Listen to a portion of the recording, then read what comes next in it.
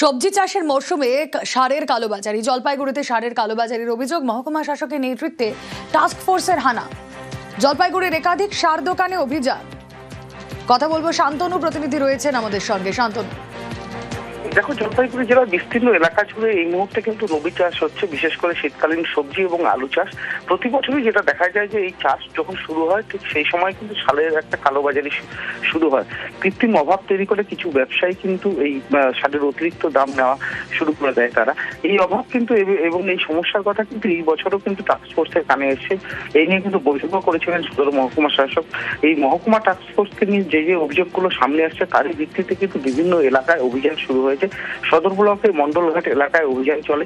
একাধিক দোকানে কিন্তু যান প্রশাসনের আধিকারিকরা, বিডিও ছিলেন, এসডিও ছিলেন, এবং সকলে কিন্তু বিভিন্ন দোকানে কাগজপত্র থেকে শুরু করে সারের স্টক সমস্ত কিছু খতিয়ে দেখা হয় এবং ব্যবসায়ীদেরকে সতর্ক করে দেওয়া হয়েছে যাতে কোনো রকম অভাব যদি কোনো অভিযোগ আসে এবং সেই অভিযোগের সত্যতা প্রমাণ পাওয়া যায়, তৎক্ষণিক তার লাইসেন্স বাতিল করা হবে এবং তার বিরুদ্ধে আইনানুগ যা যা পদক্ষেপ নেওয়া হবে তা নেওয়া থাকবে। এখন তো চাষের মরশুম, এই সময় সারের চাহিদাটা বেশি হয়, তো যাতে কোনো ধরনের সার নিয়ে কোনো অসাধুতা না হয় তার জন্য কৃষি দপ্তর, আমি বিডিও সাহেব, আমরা সকলে, এডিএ সাহেব আছেন, অ্যাসিস্ট্যান্ট ডিরেক্টর এগ্রিকালচার, আমরা সকলে মিলে একটু রাসায়নিক সারের দোকানগুলো খুঁজে খুঁজে দেখছি যে ওখানে কোনো সমস্যা হচ্ছে কি, বা ওখানে দাম বেশি নেওয়া হচ্ছে। আমরা চাইছি যে চাষি ভাইরাও যদি মনে করেন আমাদেরকে গোপনে একটু খবরটা দিন, তাহলে আমরা উপযুক্ত ব্যবস্থা নিতে পারবো। পানীয় জলে স্বনির্ভরতার পথে উত্তর হাওড়া। 280 কোটি টাকায় পানীয় জলের প্রকল্প। 15 কিলোমিটার পাইপলাইনের কাজ শেষের মুখে। সত্যবালা এলাকায় গঙ্গার জল শোধনের ব্যবস্থা। আগামী গ্রীষ্মের আগেই জল প্রকল্পের সূচনা। 15 মিলিয়ন গ্যালন জল প্রতিদিন পরিশ্রুত হবে। দিনে 3 বার জল পাবেন উত্তর হাওড়ার মানুষ। উপকৃত হবে উত্তর হাওড়ার। আমাদের মাননীয় মুখ্যমন্ত্রীর নির্দেশে এমএলএ গৌতম চৌধুরী ওরা সব মিলে করেছে, মানে ভালো। আগে জল যদি একদিন আসতো, 3 দিন আসতো না, এখন এটা করা মানে সবসময় জল থাকবে। সুবিধা তো অনেকই হবে। আগে যেটা আমাদের অসুবিধে ছিল, 4 দিন 5 দিন 7 দিন করে আমরা জল পেতাম না, বাইরে থেকে আমাদের জল কিনা হতো, এবং বিধায়ক বা আমাদের এখানে স্থানীয় যে কাউন্সিলর আছে উনি জল আমাদের এনে ব্যবহার করতে দিত। তার থেকে এই যে জিনিসটা হচ্ছে, আমাদের মাননীয় মুখ্যমন্ত্রী বা উত্তর হাওড়ায় যে আমরা পানীয় জল পেতে খুব কষ্ট হয়, আমাদের খারাপ জল আসে, প্রায় 7 কিলোমিটার দূর থেকে পদ্মপুকুর থেকে জল আসে, জল খারাপ আসে, জলে প্রেসার নেই। এখানে বহুতল বাড়ি হয়েছে, এই গঙ্গা থেকে জল উঠবে, এখান থেকে রিসোর্স হবে এবং আমাদের সত্যবেলা থেকে পিউরিফাইং হবে। উত্তর হাওড়া আমাদের ওয়াটার ট্রিটমেন্ট প্ল্যান্ট আমরা নিজেরা তৈরি করলাম, আমাদের জল আমরা খাবো। আর আমরা এই কাজ প্রায় 14.5 কিলোমিটার উত্তর হাওড়া জুড়ে যত সম্ভব আমরা প্রত্যেকটা মানুষের ঘরে ঘরে 55,000 একটা এস্টিমেট করা হয়েছে, 55,000 water connection, door to door connection যাবে। পানীয় জল পরিষেবায় স্বনির্ভর হচ্ছে উত্তর হাওড়ার মানুষজন। তার কারণ এবার উত্তর হাওড়ায় গঙ্গা থেকে জল তুলে তা পরিশোধিত করে 5 লক্ষ মানুষের বাড়ি বাড়ি পৌঁছে যাবে জল। আর আগামী গরমকালে এই পরিষেবা পেতে চলছে সাধারণ মানুষ, যা দুঃস্বপ্ন থেকে স্বপ্নে সফল করলো উত্তর হাওড়ার বিধায়ক। ক্যামেরা রাজু ভুইয়ার সঙ্গে দেবাশিস চক্রবর্তী, নিউজ 18 বাংলা, হাওড়া। বিপর্যয়ের পর ছন্দে ফিরছে জলদাপাড়া। ড্রোন ক্যামেরায় সবুজ জাতীয় উদ্যানের ছবি, ভিডিও প্রকাশ জলদাপাড়া উদ্যান কর্তৃপক্ষের। 5ই অক্টোবর ভুটানের ডলোমাইটে ব্যাপক ক্ষতি। সবুজ ধ্বংস হয়ে মরুভূমির চেহারা নেয় বনাঞ্চল। 4টি রেঞ্জে সবুজ ফেরায় খুশি পরিবেশ প্রেমীরা। ভিডিও প্রকাশ জলদাপাড়া উদ্যান কর্তৃপক্ষে। দেখতেই পাচ্ছেন সেখানে শুধু সবুজ আর সবুজ। কথা বলবো, রাজকুমার রয়েছেন সঙ্গে। রাজকুমার, দেখো, এই যে 5ই অক্টোবর আমাদের পাহাড়ে 4ই অক্টোবর বন্যা হলেও কিন্তু এই অঞ্চলে বন্যাটা মূলত হয়েছিল 5ই অক্টোবর। সেই 5ই অক্টোবরের বন্যা কিন্তু একেবারে জলদাপাড়া যে জাতীয় উদ্যান ব্যাপক ক্ষতির মুখে পড়ছিল। এখানকার ব্যাপকভাবে ক্ষতিগ্রস্ত হয়েছিল এবং বন দপ্তর বলছিল এই তৃণভূমি ঠিক হতে প্রায় 3 মাস সময় লাগবে, কিন্তু 3 মাসের অনেক আগেই কিন্তু এই তৃণভূমিতে প্রাণের সঞ্চার, সবুজ প্রাণের সঞ্চার হচ্ছে। এই 4টি ড্রোন উড়িয়েছে বন দপ্তর।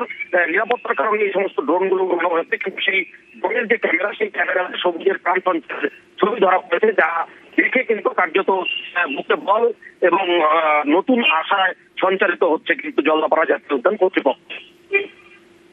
বেশ। জলদাপাড়া জাতীয় উদ্যান কর্তৃপক্ষ ড্রোনের সাহায্যে বনে নজরদারি চালাচ্ছেন। এটা প্রযুক্তি নির্ভর যে ব্যবস্থা, সেটা একটা দিক উন্মোচন হলো। এই বিধ্বংসী বন্যার পরে আবার দেখা যাচ্ছে জলদাপাড়া অভয়ারণ্যে সেই যে ঘাস জমি সেটা আবার জেগে উঠছে এবং সেখানে তৃণভোজী প্রাণীরা, গন্ডার, তাদের চারণভূমি জেগে ওঠাতে আবার তারা পুরনো ছন্দে ফিরে আসবে। এটা একটা ভালো দিক।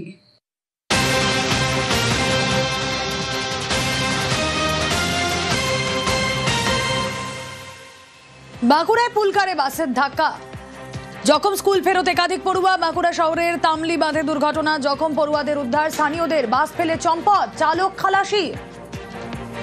প্রিয়ব্রত প্রতিনিধি রয়েছেন আমাদের সঙ্গে। প্রিয়ব্রত, 3টে নাগাদ যখন একটি বেসরকারি স্কুল থেকে পুলকারে করে প্রায় 8 জন পড়ুয়া ফিরছিলেন তাদের বাড়িতে, মূলত যে পুলকারটি সেটি কিন্তু স্কুলের চত্বর থেকে সেখান থেকে পাটপুরের উদ্দেশ্যে রওনা দিয়েছিলেন এমনটা জানা যাচ্ছে। এবং সেদিক থেকে উল্টো দিক থেকে আসা যেখানে 4 মাথার মোড়, তামলিবান মোড়, সেখানে কিন্তু সংঘর্ষ হয় বাসের সঙ্গে। পুলকারের একটা অংশ ব্যাপকভাবে ক্ষতিগ্রস্ত হয়, একদিকে কিন্তু বাসেরও একটা অংশ, সামনের অংশ ক্ষতিগ্রস্ত হয়েছে। অন্যদিকে যারা পড়ুয়া ছিল, এই 8 জন পড়ুয়ার কম বেশি আহত হয়েছে, কিন্তু তাদেরকে প্রাথমিক তদন্ত করা হয়। প্রাথমিকভাবে স্থানীয় মানুষের কিন্তু উদ্ধার কাজে হাত লাগায়। পরবর্তীকালে তাদের পরিবারকে ডাকা হয় এবং অভিভাবকদেরকে দেখে তাদের হস্তান্তর করা হয়। কিন্তু এই যে 4 মাথার মোড়, সেখানেই কিন্তু কোনো ট্রাফিক ব্যবস্থা নেই। অন্যদিকে স্পিড ব্রেকার নেই। স্পিড ব্রেকার এবং ট্রাফিকের দাবিতে কিন্তু স্থানীয় বাসিন্দারা কিন্তু বিক্ষোভ দেখায় থাকেন। পুলিশ এই ঘটনা পরবর্তীকালে তাদেরকে স্থির করা হয়, কিন্তু তাদের দাবি যেটা, যে মূলত এই এলাকায় কয়েকদিন আগে একটা সংঘর্ষ ঘটনা ঘটেছিল, আজকে আবার বাচ্চাদের যে পুলকার, সেখানে কিন্তু এই ঘটনা ঘটলো। অন্যদিকে পুলিশের পক্ষ থেকে দাবি করা হচ্ছে অবিলম্বে সেখানে কিন্তু ট্রাফিক ব্যবস্থা করা হবে এবং যেখানে স্পিড ব্রেকারের ব্যবস্থা করা হবে। সুমেলা, বেশ। বীরভূমের পাড়ুয়ে রাজনৈতিক গোষ্ঠীদ্বন্দ্ব আর তার জেরে নতুন বুথ সভাপতিকে মারধরের অভিযোগ প্রাক্তন বুথ সভাপতির বিরুদ্ধে। বীরভূমের পাড়ুয়ে ৭০ গ্রাম পঞ্চায়েতের ঘটনা। কেন এরকম ভাবে মারধর, কেন কথা বলবো প্রতিনিধি ইন্দ্রজিতের সঙ্গে। ইন্দ্রজিৎ, দেখো আমরা যেটা বলে রাখবো, পাড়ুই থানা অন্তর্গত যে ৭০ গ্রাম পঞ্চায়েত রয়েছে, সেই ৭০ গ্রামে কিন্তু কালকে সন্ধ্যাবেলায় এই আকবর শেখ যখন এসে দাঁড়ায় বাস স্ট্যান্ডের কাছে, তখনই বাবর শেখ, যিনি রয়েছে প্রাক্তন বুথ সভাপতি, সে এসে এবং তার লোকজন এসে তাকে কিন্তু বেধড়ক মারধর করে, এমনটাই অভিযোগ। মূলত যেটা আকবর শেখ দাবি করছে যে পঞ্চায়েত কার দখলে থাকবে বা এলাকা কার চালাবে, সেই সমস্ত বিষয় নিয়ে কিন্তু তাদের মধ্যে কোন্দলের সৃষ্টি হয়। আর তার জন্যই বাবর শেখ, বাবর আলী তাকে বেধড়ক মারধর করে, কারণ বাবর আলীর বিরুদ্ধে কিন্তু দুর্নীতির অভিযোগ উঠেছিল আর তার জন্যই তাকে সরিয়ে দেওয়া হয়েছিল। তার পরবর্তীকালে তাকে নিয়ে আসা হয় আর সেই ক্ষোভ থেকেই কিন্তু তাকে বেধড়ক মারধর করেছে। ইতিমধ্যেই পুলিশে অভিযোগ হয়েছে, দুই পক্ষই পুলিশে অভিযোগ জানিয়েছে, পুলিশ কিন্তু তদন্ত চালাচ্ছে। বেশ। অঞ্চল কমিটির সঙ্গে দ্বন্দ্ব, তাই বাবর আলীকে দল থেকে বহিষ্কার করেছে। মারধর করে টিকে থাকার জন্য সে দাঁড়িয়ে রয়েছে। ফের এখন আমার ওপরে হামলা করে মারধর করলে হাতে ভেঙে যায়, ডান হাত ভেঙে যায়, কোমর ভেঙে যায়। পুলিশ ওর এই কাজ করছে, যেহেতু ভিলেজ পুলিশ ওর ভাইপো যাদেরকে আসামি করেছি তাদেরকে অ্যারেস্ট করার কোনো নামই করছে না, তুলছেও না। এবং এই বিষয়ে চন্দনা সিংহ মহাশয়কে জানানো হয়েছে, তাতেও আসামি কিন্তু একজনকে অ্যারেস্ট করছে না। আমি যদি হামলা করবো তাহলে আমার নাম এফআর হতো। এফআর তো আমার নাম দেয়নি, দিতে পারেনি, আমি ছিলাম না, আমার নাম দেয়নি। বুথ সভাপতি করেছে ওকে আজ থেকে 1 বছর কাছাকাছি। কিন্তু এই যে মিনিকেটটা এসেছিল, মিনিকেটটা ও কাউকে না বলে, গ্রাম বুথ কমিটি 22টা সদস্য আছে, কাউকে না ডেকে ও নিজের বাড়িতে বিলি করছিল বলে গ্রামের ছেলেদের রাগ এবং আক্ষেপ, যার জন্য গ্রামের ছেলেরা ওকে ওই চর্থাপড় হতে দিয়েছে। আমার বিরুদ্ধে যে অভিযোগ করেছে একদম ভিত্তিহীন, সেটা আমার মন্ত্রীও জানেন।